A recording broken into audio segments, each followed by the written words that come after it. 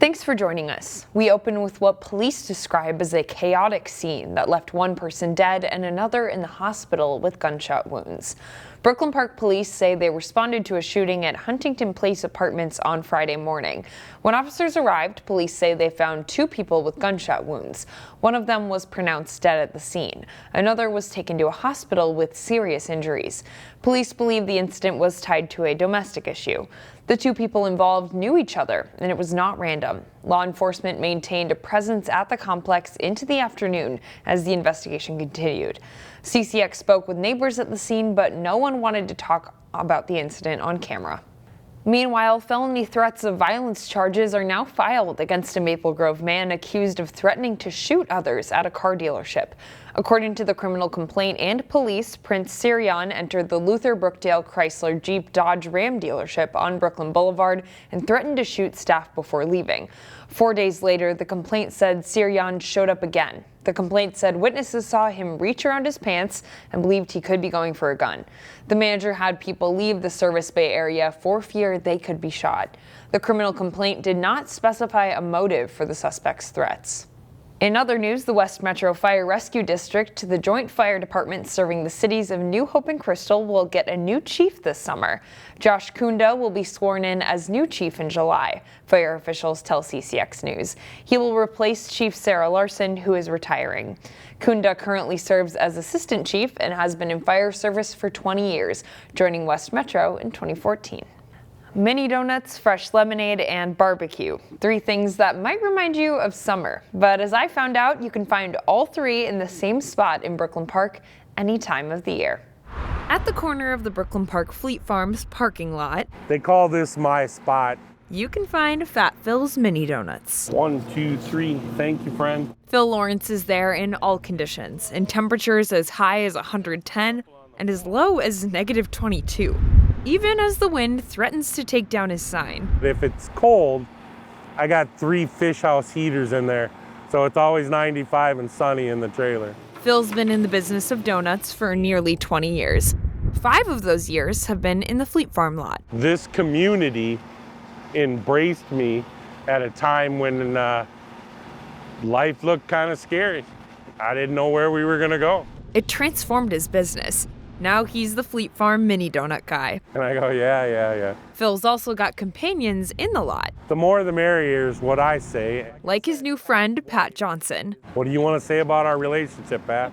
Pat runs the year-old Barbecue Junkies, a Texas-style barbecue. That was kind of the start of everything, was ribs. He credits Phil for pioneering the industry and their little spot on the corner. This is where I try all my stuff, and my customers here are so loyal and so honest with me that, you know, if something's just not working, they tell me to, I get recipe ideas every day. Even in the wintertime, that loyalty stays true. I'll just do the hot dogs on the griddle and get them hot. Pat stays in the lot until he sells out, and he agrees, even in the cold, he's in good company. It's kind of a really cool, tight-knit community that really look out for each other, and it's just a great groups that, we all call each other friends.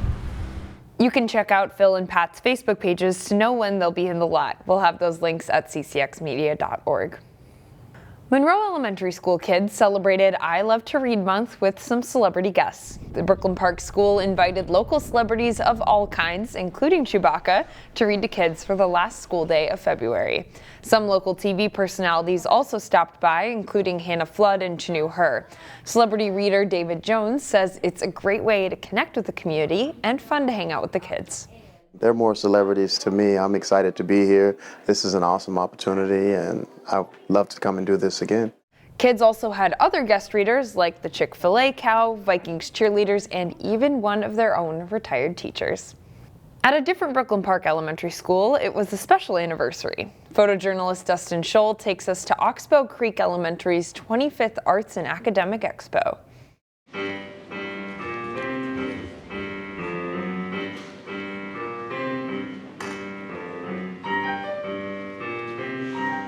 The Arts and Academic Expo has been going on for about as long as the school's been here, really. And it's about all those kids being able to share all their creative talents, whether it be taking photos of things, paintings, build crafts like with Legos or wood, as well as the live performances of singing, dancing. When you give me those ocean eyes. But it's been going on for a long time, and we get a really big turnout for it every year.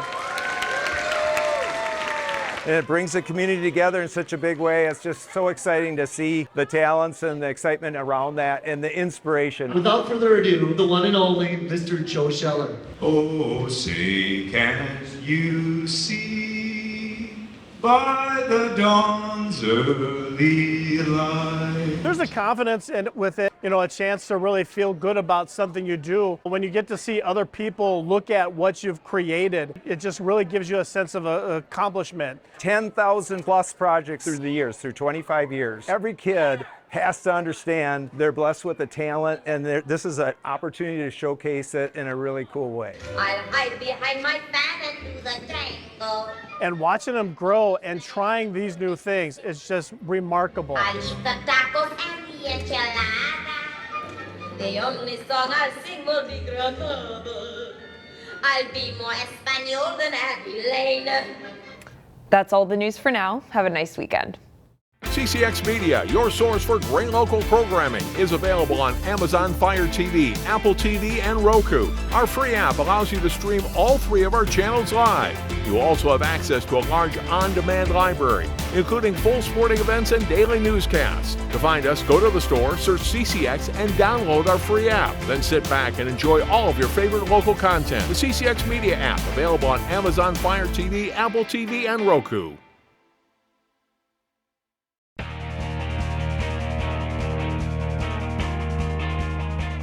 Champlin Park and Rogers boys hockey have combined for one state tournament appearance, and that was for the Rebels 30 years ago. So it was a big deal for these programs meeting in Thursday night's section final. A capacity crowd at Elk River Thursday to watch the third-seeded Rebels take on the top-seeded Royals. Rogers defenseman Nolan Gertis gets free and rips a shot into the Champlin Park net. That goal comes just 2:23 into the game. Still 1-0 early in the second period when Jake Vukic knocks the loose puck out of the air and goes in alone and scores, and it becomes a flurry of goals for the Royals. Just over a minute later, Parker DeShane to Mason Jensen to Keaton Weiss, who scores his 28th goal of the season, and it's 3-0. 17 seconds after that, Brock Cheslock tucks a shot into the Rebels' net as Rogers takes a 4-0 lead 3.5 minutes into the second. The Rebels chip away. Brent Solomon blasts a one-timer into the Royals' net, a power play goal for the senior, and it's 4-1 after 2. The Rebels really tighten things up early in the third. Nick Carlson drops a pass to Cole Perkins. He shoots and scores, and it's 4-2. After a Rogers penalty, Champlin Park scores its second power play goal of the night. Carlson scores with a deflection off the defenseman. It's 4-3 with still 15 minutes to play. But the Rebels don't score again in this one. And Rogers advances to the state tournament for the first time in program history with a 4-3 win. It's unbelievable. Best feeling in the world. We've been through a lot, especially my class, losing sophomore year. It feels really good to get it done.